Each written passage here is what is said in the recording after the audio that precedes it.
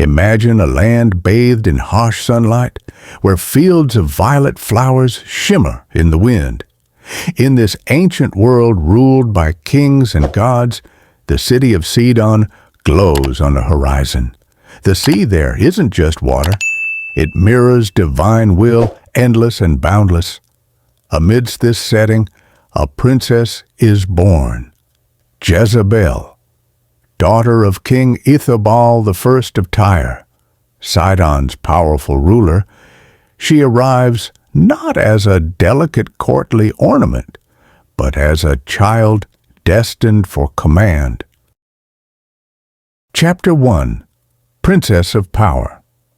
Unlike most royal children nurtured in courtly refinement and diplomacy, Jezebel's education centered on strategy, persuasion, and influence. She was taught how to shape alliances, control people's hearts and wills, and discern truths hidden beneath veils of ceremony. From childhood, she practiced wielding power. She learned the art of reading minds, not through magic, but through politics. She mastered the subtle interplay of court intrigues and the art of bending others. Hardly a traditional princess's path, but one that defined her destiny. Chapter 2. A Strategic Marriage. Though many suitors came, Jezebel never saw marriage as romance. It was a stepping stone. When news of Israel's troubled kingdom reached her, the reign of King Ahab, a ruler lacking forceful leadership, Jezebel saw opportunity. Ahab's desperation for reinforcement drew her eye. She saw in him a tool she could reshape. When she accepted his marriage proposal, it wasn't for love. It was for dominion. She sailed across the waters, her destiny thirsting for more than the throne. It yearned for power. Chapter 3. Arrival in Israel. Israel was foreign, with its own language, God, and customs. But Jezebel viewed them as hurdles to be overcome, not barriers. She arrived as a striking foreign queen, her beauty commanding respect, her smile chillingly elegant. But grace alone didn't define her rule. It was her iron-willed resolve. She married Ahab, and soon came to rule Israel more than he did. She placed her own allies in court, and silent dissent became her standard. Chapter 4. Idolatry and Opposition. Jezebel's ambition wasn't confined to politics. It extended to worship. She brought her Phoenician gods, Baal and Asherah, into Israel, constructing altars and encouraging the abandonment of Yahweh worship. Primal fear gripped the Yahweh priests. Many were silenced, others slain. Her jurisdiction over spirituality was just as intense as over government. Yet, despite her grip, spiritual resistance simmered below the surface. Prophets of Yahweh, including the fierce Elijah, remained defiant and unbowed. Chapter 5. Naboth's Vineyard. Her power grew, but so did her willingness to manipulate justice. When Ahab coveted Naboth's vineyard and Naboth refused due to ancestral inheritance laws, Jezebel seized her chance.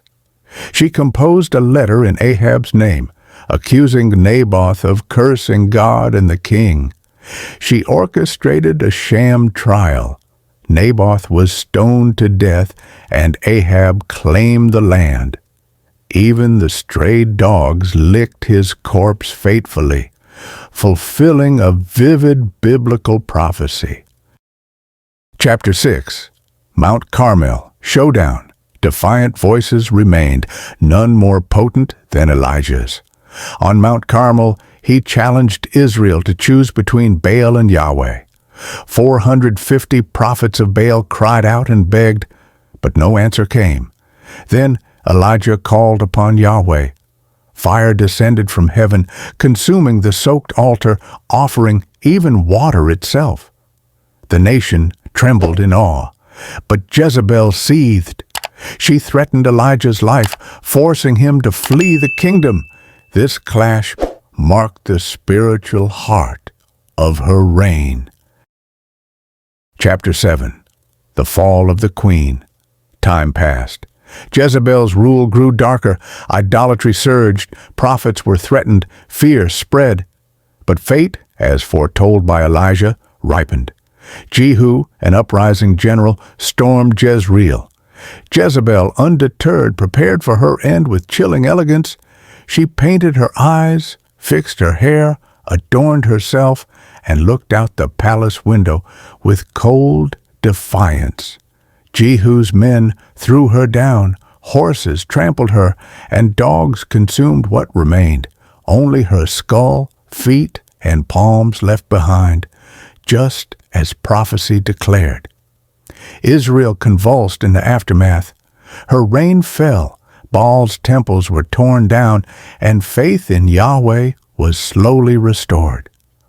Her death marked both an end and a beginning. Epilogue. A legacy of warning. In the annals of history, Jezebel stands as a warning. Ambition untethered by humility, power married to idolatry, and rule based on fear eventually crumbles. Her story shows how spiritual corruption can infect a kingdom, and how one voice of faith like Elijah's can stand against it. It's a tale of rise, rebellion, and reckoning. What does Jezebel's rise and fall say to us today about influence, faith, and how we wield power? That's the story we leave with you. If you found this story gripping, hit like and subscribe for more deep dives into history's most unforgettable characters. Share your thoughts. Was Jezebel merely malicious, or a product of her time and ambition?